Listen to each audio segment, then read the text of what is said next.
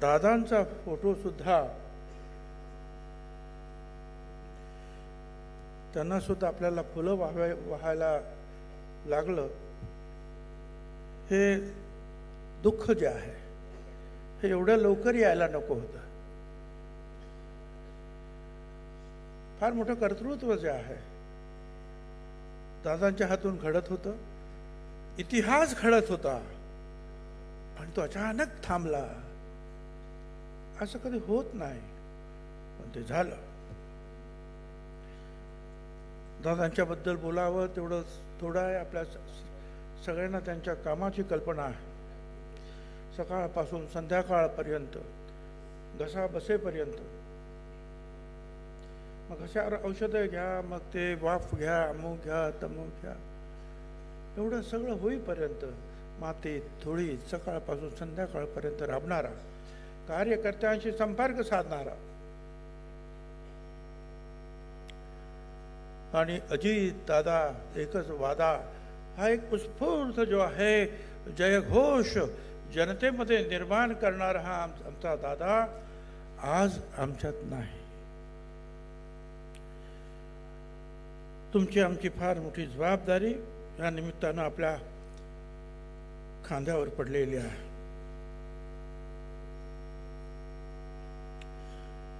आजचा हा दिवस माझ्यासाठी हा केवळ वर्धापन दिनाचा नाही, तर एका वैचारिक प्रवासाचा, संघर्षाचा, समर्पणाचा आणि जनसेवेच्या अखंड व्रताचा स्मरण दिन.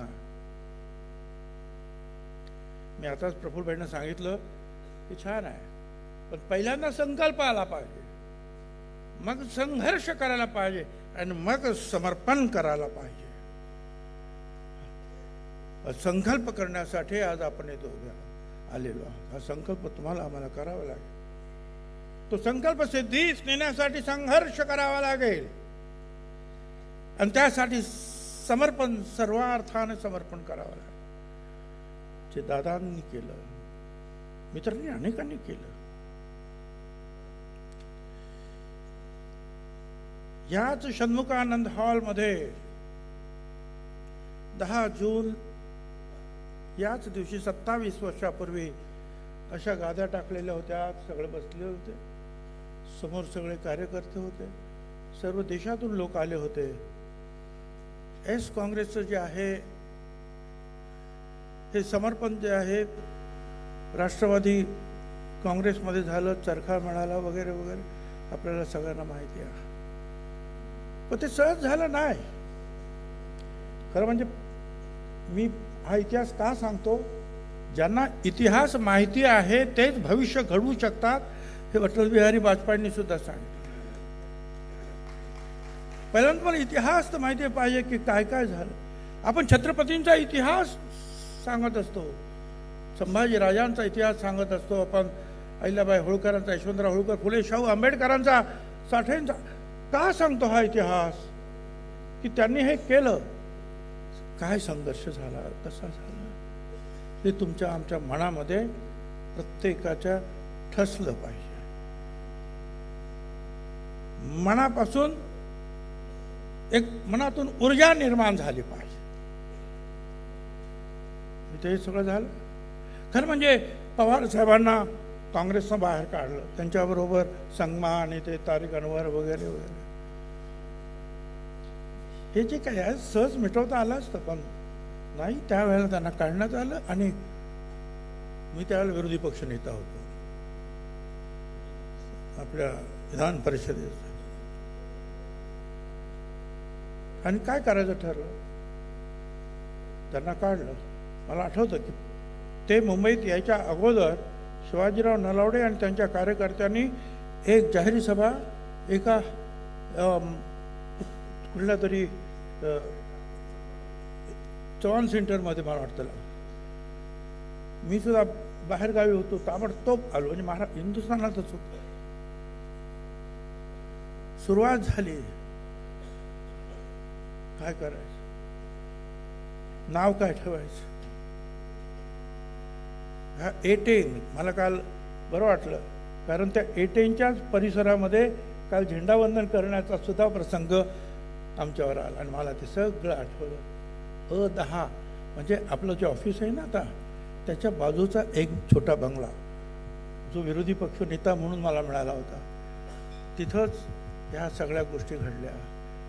इतिहास त्याच बंगल्यात घडला. रात्रंदिवस 1000 लोकांच्या तर ॲफिडेविट पाहिजे होते. ताबडतोब त्यांचं मतदान केंद्र कुठलं आहे, त्यांचं नंबर काय आहे, ते कुठल्या पक्षाचं आहे, त्याचा राजीनामा दिला की नाही, त्याचं ॲफिडेविट आणि आमच्या पक्षाशी येण्याची त्यांची निष्ठा, या संदर्भ सगळे जे कागदपत्र 1000. आता असं आहे की मी सांगितलं की आपण म्हणून आपल्या पोरांचं काय माझगावच्याच लोकांनी, समीर, पंकज, या सगळ्या लोकांनी जे आहे हे धनुष्यबाण उचललं. माझगावातून आणि आजूबाजूतून हे 1000 ॲफिडेविट तयार करण्यात आले. झेंडा कुठला पाहिजे त्या बेडरूममध्ये ह्याच लोकांनी तयार केला. त्याच्यानंतर घड्याळ निशाणे, आम्ही हे घड्याळ पाठवलं. अगोदर पाठवलं होतं, तो चरखा इथे आम्हाला देण्यात आला होता. त्यावेळेला सुद्धा 10 जूनला हे अधिवेशन इथं सकाळचं झालं. सुभाष बाबूंच्या बरोबरीनं सगळे राष्ट्रीय नेत्यांचे मोठमोठे जे आहेत पोस्टर होते आणि इथे भाषणं झाले आणि स्थापना झाली. पण त्याच्या अगोदर ज्या काही गोष्टी करायच्या होत्या त्या आपण केल्या. घड्याळ ते काय म्हणतात, ते चरखा जो आहे फ्रीज केला गेला आणि मग घड्याळ दिलं. हे असं घड्याळ, आणि त्या घड्याळामध्ये त्याने सांगितलं नाही हे जनता पार्टीसारखं दिसतं, काय अर्थ नाही. त्याच घड्याळाला नंतर 2 टोकं लावली आणि तिथे आजचं हे घड्याळ निर्माण झालं. खूप हे झालं. आणि एका दिवशी मला आठवतं 19 मे 99ला मी असाच त्या बंगल्यात होतो आणि धावत 5-7 लोक आले. शिवाजीराव नलावडे, त्या आपल्या अलकाताई पेंटर, मला वाटतं त्यांचं नाव अल्पनाताई पेंटर, सुनीताताई शिंदे, त्या दीपिका म्हणजे काय त्या गुजराती भगिनी होत्या, सगळे रक्तबंबाळ. अरे काय झालं तुम्हाला, कुठे गेला होता तुम्ही, ऍक्सिडेंट झाला का, काय झालं. पण ते आणि त्यांचे लोक पवार साहेबांचा पुतळा काँग्रेसवाले जाळत होते, त्या ठिकाणी ते गेले. तो पुतळा हिसकून घेतला, जाळू दिला नाही आणि त्याबद्दल त्यांना जो मार खाण्यात आला आणि रक्त सांडण्यात आलं हे आज सुद्धा मला आठवतं. हे आमचे आमदार खोडके ह्या सगळ्या गोष्टीला जे आहे साक्षी आहेत. मला एवढंच सांगायचं, सफर मुश्किल था मगर हौसलों ने साथ निभाया, हर तूफान में लड़कर हमने कारवां बनाया. ये विरासत यूं ही नहीं मिलती साथियों, ये विरासत यूं ही नहीं मिलती साथियों. कई लोगों ने अपना सब कुछ दाव पर लगाया. असे अनेक काही लोकांची नावं मी घेतली. पण मुंबईत काय, मुंबईच्या बाहेर काय, असे अनेक आमच्या कार्यकर्त्या भगिनी आणि बांधव 27 वर्ष जे आहे या पक्षाच्या उन्नतीसाठी लढले.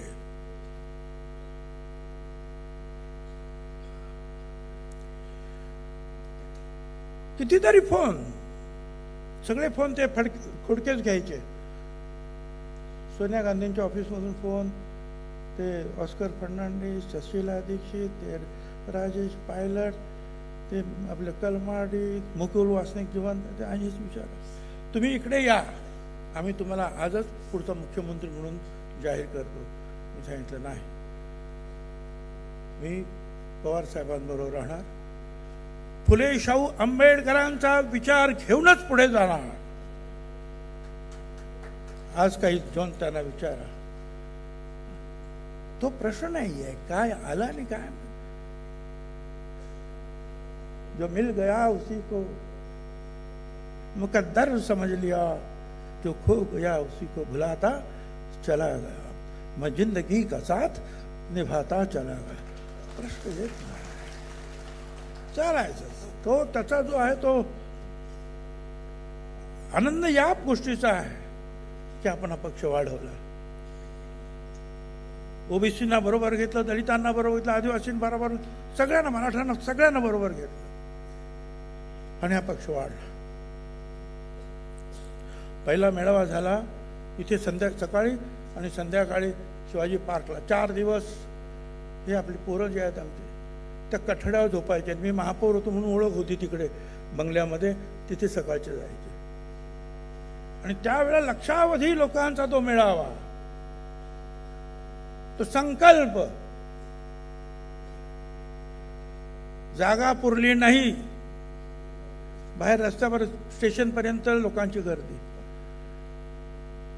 एवढं प्रेम जे आहे या महाराष्ट्रातल्या लोकांनी आम्हाला दिलं. अनेक लोक जे आहेत नंतर आले ते आपल्या मतदारसंघामध्ये मतदान घेत बसले होते की पवार साहेबांवर जायचं का काँग्रेसमध्ये राहायचं. अनेक जण आले. हा संजय पाटील वगैरे सगळे होते. कितीतरी नावं आहेत ही सगळी आपली, सगळी तुमची, तुम्ही सगळे लढले याच्यासाठी. आता हे सगळं पुढे न्यायचं आहे. पहिला प्रदेशाध्यक्ष मी झालो. मी जिल्हाध्यक्षाची सुद्धा निवड झाली नव्हती. आणि केवळ आता काँग्रेस फुटली म्हणून प्रमोद महाजनांनी सूचना केली की आपण विधानसभा प्रिपोन करूया. 6 महिने अगोदरच निवडणूक झाली. आणि ती जर 6 महिने जर मिळाले असते पूर्णपणे पुढचे, तर राष्ट्रवादीचा मुख्यमंत्री निश्चितपणे बसला असला. अजितदादांनीच सांगितलं इथं की आम्हाला 6 महिने ते पाहिजे होते, पण ते 6 महिने मिळाले नाही. अध्यक्ष माहिती नाही. एक पवार साहेब एका बाजूने, मी एका बाजूने, 2 हेलिकॉप्टर, 10, 15, 16 सभा. आणि तरी सुद्धा आपण आलो, 2, 4, 5, 7 लोक कमी पडले. मी का सांगतो की ज्या वेळेला आपण म्हणतो आहोत की संघर्ष, समर्पण, संकल्प, तो संकल्प आपण केला पाहिजे, पण त्याचबरोबर संघर्षाला उभं राहिलं पाहिजे. आणि त्याच्यासाठी सगळं समर्पण केलं तरच त्या शब्दाला अर्थ आहे. राष्ट्रवादी काँग्रेस पक्ष हा केवळ पार्टी नाही आहे, ती एक सामाजिक संस्था सुद्धा आहे. सर्व समाजांना न्याय देणारी, पुरोगामी विचार घेऊन पुढे जाणारी, धर्मनिरपेक्षता आणि विकासाच्या मूल्यावर हा पक्ष उभा वाढला. तो पक्ष संत तुकाराम महाराजांचा एक अभंग आहे. आधी बीज एकले, बीज अंकुरले, अंकुर वाढले, वृक्ष जाहला. आज हा वृक्ष जाहला. पण हा अंकुर वाढवत असताना ज्याने रक्ताचं पाणी करून त्या अंकुराला घातलं आणि वटवृक्ष केला, ते अजित दादा मात्र आज आमच्यात नाही.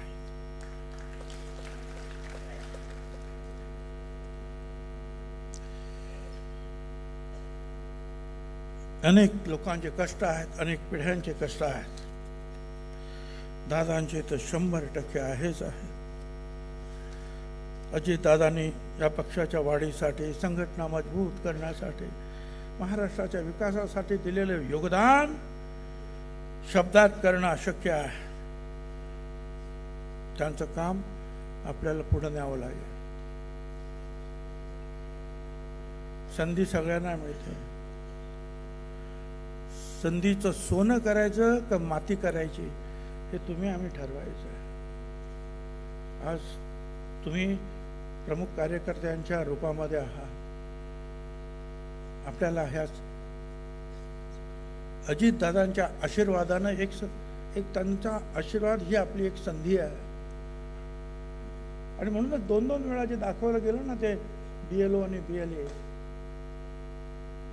त्याचा विचार करायला पाहिजे. साधी गोष्ट आहे ते. BLA BLO म्हटल्यानंतर गोंधळून जायचं कारण नाही.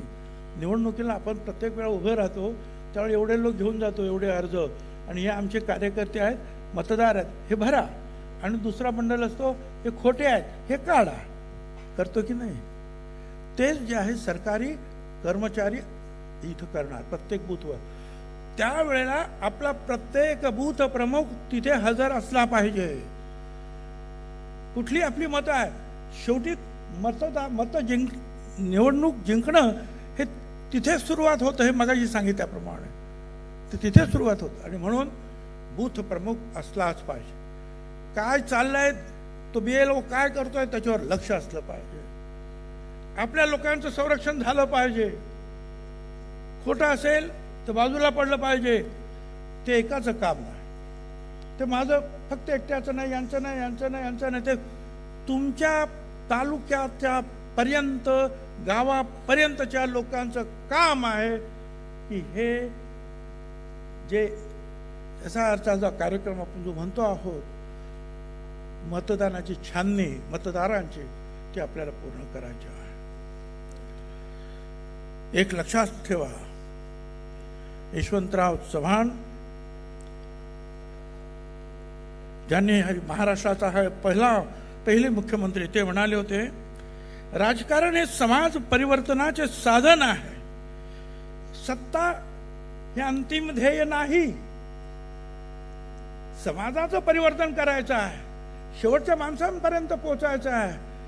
त्यासाठी हे राजकारण करायचे आहे, त्यासाठी ही सत्ता पाहिजे. आणि दुसरं त्यांना प्रश्न विचारला, यशवंतराव, हे राज्य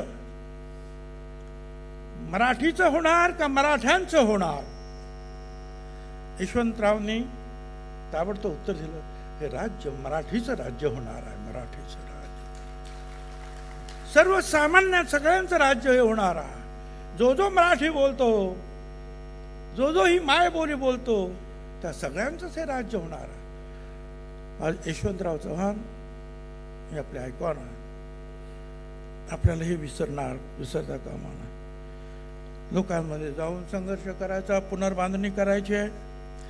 पक्षापेक्षा कोणी मोठं नाही, हे सगळ्यांनी लक्षात ठेवलं पाहिजे. आता मगापासून चाललंय ते, हे बुद्धिबळ खेळतो, हा तो काय कबड्डी खेळतो, हा कोण आणखी खो खो खेळतो, हा कोण. अरे बाबा, खेळात राजकारण आणू नका. आणि राजकारणाचा खेळ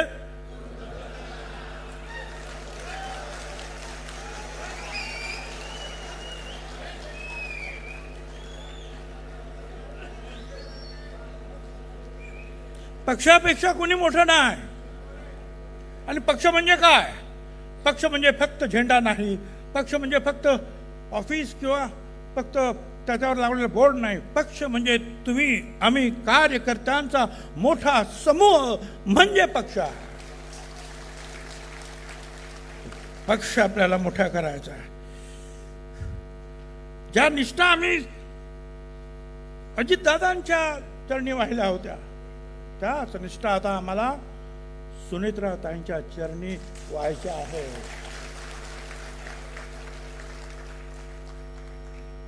सुनेत्राताईंच्या रूपामध्ये आपण अजितदादांनाच आठवणीत ठेवायचं आहे की हे अजितदादा आहे, यांनी असं काम केलं होतं, आपल्याला हे काम करायचं आहे.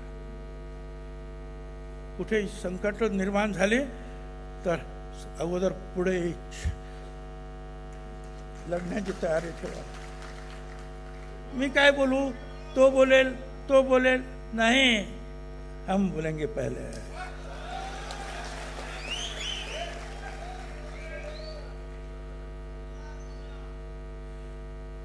मतभेद असू शकतात, मनभेद नाही.